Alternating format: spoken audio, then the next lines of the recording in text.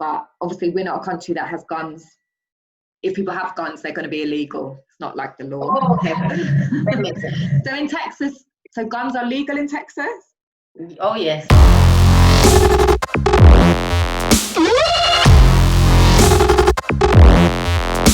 So over here, life doesn't mean life, basically.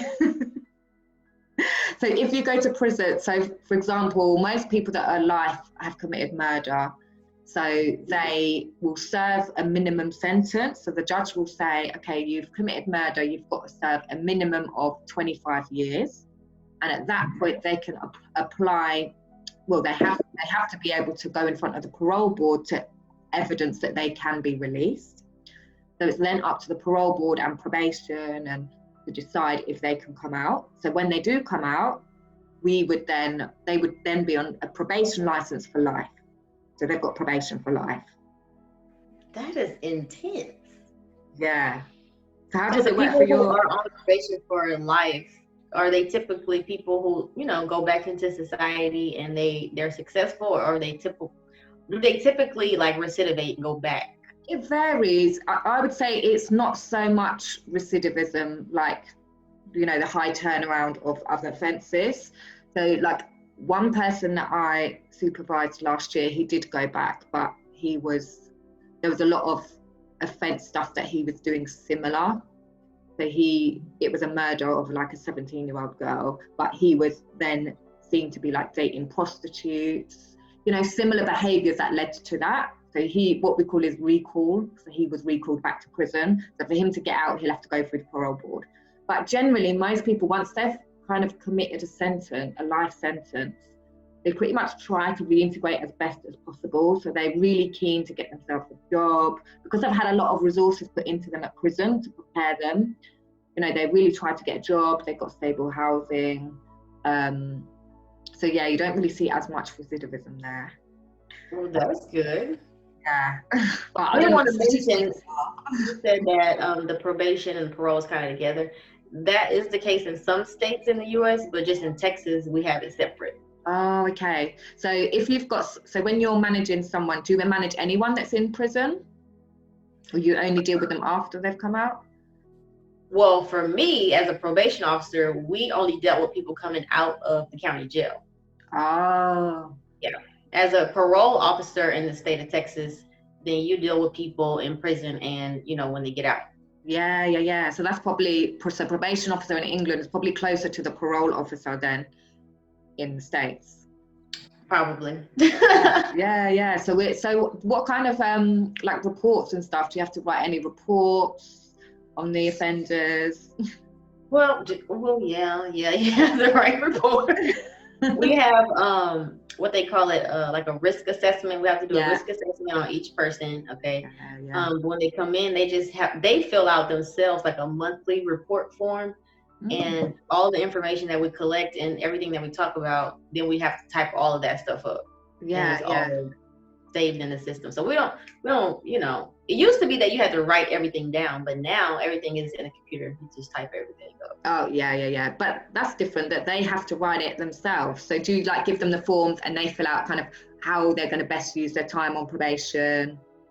Yeah. Oh, that's better actually, because here we have to kind of have that kind of first couple of meetings with them, and you're supposed to kind of discuss it together, but it mainly ends up being the probation officer telling them what to do, even though it shouldn't be. You're right. And then we have to write up a massive long assessment. Are your assessments really long, your risk assessments? Yeah. So we have to cover things like their offence. We have to analyse why the offence happened, analyse their like risk level. So we have low, medium, high. Do you have the same? Or very high as well, but rarely that you're very high, yeah. And then, all about their background, so like their education, their accommodation, relationships, all of that. And then, like, what do they call it? The risk management plan, how we're going to manage their risk when they're out. So, they're pretty, and so you have to do them on all your 100 or 150 some offenders. Yes. It is so tedious. At your desk typing. And then we have to reevaluate. We have to do it every year. Do you guys redo it every year? Yeah, so they used to have standards where we had to do it every 12 weeks. and then they relaxed those, and it's kind of just when anything changes, which for offenders is quite a lot. You know, they're quite often changing accommodation, or, you know, changing relationships, you know, changing jobs. So you're supposed to do it regularly, but when things are so tight, that's one of the things that they kind of let go and say, okay, you don't have to do your reviews. But yeah, for the people in prison, that's a yearly review. Wow. I couldn't imagine doing a risk assessment on somebody who's on life probation. Like, it just seems like that would be so sad. Like, I don't know. Yeah, I mean, yeah, for someone on life probation, I guess the most people that I've seen, so it's mainly men who have committed offences like a long time ago, like murdering their wife, girlfriend, or like a murder that happened in the street, like because of a fight, that kind of thing. So they seem to be really keen to just, they've had their life taken away, so they're really keen to like really like change. Whereas I think the people that have had like shorter sentences, it hasn't really got in their head yet that you know, that could be your future. What kind of I guess security, or not security, but are you guys the kind of probation officers who carry weapons, or do you have police officers that work in your office? Yeah. So one thing, so when I got the job, people always say, oh, you're probation officer, does that mean, you know, you're going to be working with dangerous people, you're not scared, you're not going to, you know, you're going to have to carry weapons? Like, I think that's the image that people think of working with offenders, is you're putting yourself in danger. But it's actually the opposite. Like, I think because they know that they've kind of got to be there, and they kind of, majority tend to like just behave. Like, you're in the interview room with them, and we have like a panic button, but I don't think I've ever had to press the panic button. I think people just, you know, you kind of build a relationship with them most, where you kind of come to an understanding, like, you have to be here, I have to kind of do my job, I'm gonna make the most out of it. So you don't really get kind of feel like you're in a dangerous situation majority of the time. But in England, we don't have weapons, so we don't, it's only the, like, even our general police officers don't have weapons. It's only like, what do they call it, like some kind of special unit that has weapons and guns. But obviously we're not a country that has guns.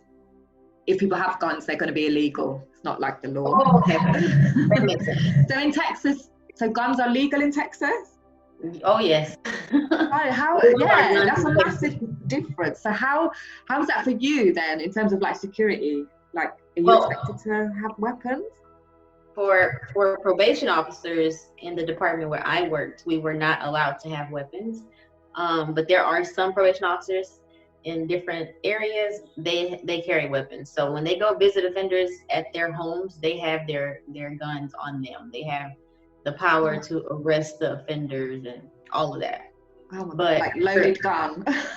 Oh yeah. See, over here, like, I've never even seen a gun, never even held a gun. Do you get trained, or is it kind of just in the culture that everyone knows how to use a gun? Oh, no. As a PO or as a parole officer, you go through training, and you repeatedly, you know, every quarter you go through training just to make sure that, you know, gun safety, and make sure when you're going out in the field, everybody's safe and taking care of each Yeah. So you personally, do you carry, so your role, you carry weapons then? Yeah. Do you have to like keep it at work? Do you have to like, have you got a locker? You just lock it up at work, or? Oh, well, this is the thing. At my office, there's a law that you can't bring a weapon inside. So only law enforcement officials could bring their weapons inside. Yeah. So just like me personally having my own gun, I couldn't take it to work. But yeah. So you can't take it to work. But are there like guns at work, and you like all I can imagine is you get to work and you take out your gun out your locker and then that's like your gun for the day. No, not in my office. There was no guns allowed in there, period. You couldn't bring a gun in there. Nobody could bring a gun in there, but police. But for some people some parole officers and probation officers who do carry, they bring their guns home. They take their gun home. They take their gun to work, and that's just what it is. They just have it on their side the whole time. Have it all the time. Yeah. Yeah, just like a police officer. Well, you don't know, because it's kind of, I guess it's weird. Yeah, it's weird. It's like, it's kind of like, obviously see it in the movies and stuff, or like when you go to the airport, like everyone gets excited because they're like carrying a gun. Yeah, it's like normal. It's normal here. Everybody has a gun. So the offenders are not allowed weapons in your office. So do you have like a metal detector, or do you have to check them, or is it kind of just? Yes, we have metal detectors in the building. So every offender that comes in, you have to go through the metal detector. You can't bring knives, you can't bring guns, you can't bring any type of weapon. Yeah. So do you have like a security guard at each like thing as well then? So the security guards, oh no, so it's just, they walk through. Oh. That's it. If they beep, then they have to turn back around. Oh, so nothing happens if they beep, like they don't get warning or like any kind of, no, just turn around, that's it.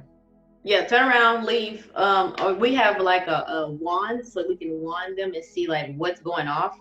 And if we wand them and we see like, oh, okay, you have a knife in your pocket, you need to go put that in your vehicle and come back. But offender, they're not supposed to have guns. Like people who are on felony probation or parole, they have those rights taken away, so they're not even legally allowed to have a weapon at that point. Yeah. Oh, cool. Oh, what else? I'm trying to think what else we have. What do we have here? So for the classes, do you guys have like anger management classes, substance abuse, and those type of things? Is the offender required to pay for that, or do you guys have services like to help? No. So the services, so whether they're with the government probation or the private probation, we would just refer them. So they don't pay for that. We have like anger management, thinking skills, drugs, domestic violence, relationships. I think at one point we even had some like about like debt and gambling. So there's quite a lot you can choose from. So at the moment we would say, okay, what ones we think they're suitable for, and then we would do a referral, and then they go to that like separate agency for that class.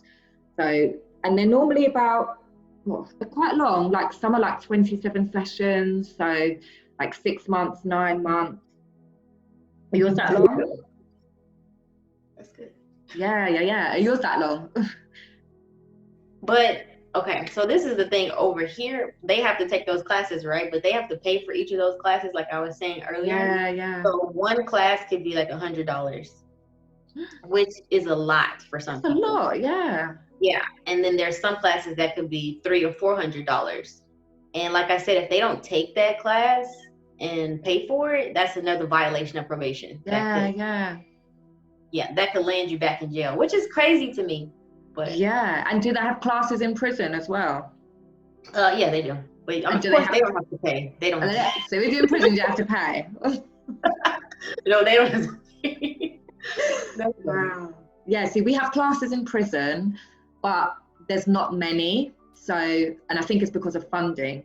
So some people come out and they've not done any classes, not done anything in prison. It's mainly if you're on a longer sentence, you get access to those classes. Do the offenders, is it a violation, so to speak, for them to like drink alcohol while on probation there?